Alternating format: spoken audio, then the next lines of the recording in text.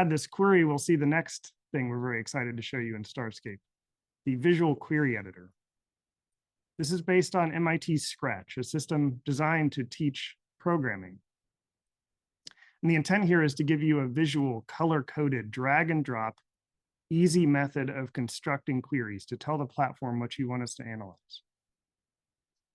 For example, if I want to match texts containing electric vehicles, I can simply drag over a contains operator. I want to search the body of those pieces of content, and I could search for things like EVs, EV, or even a phrase like electric vehicles.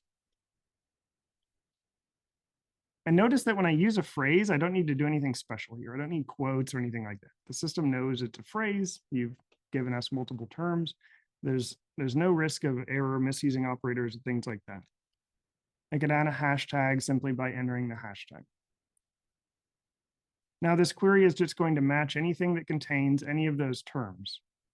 But this system is incredibly flexible. You can nest and get as deep as you need to do.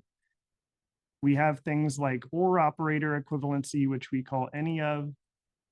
And the power here is so incredible. You could even set a quorum, which essentially says an OR would say, match anything that contains any of these. That could say, match anything that contains at least 2 of these, 3 of these, whatever you need.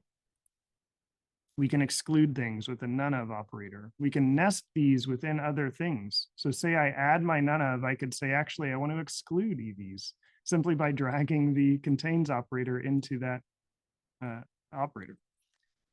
It's incredibly powerful and incredibly easy to use.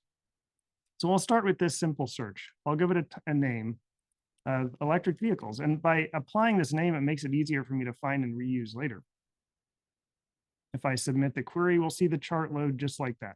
And again, we see just how incredibly fast that is. You can do this with any query you can imagine, load data just that quick.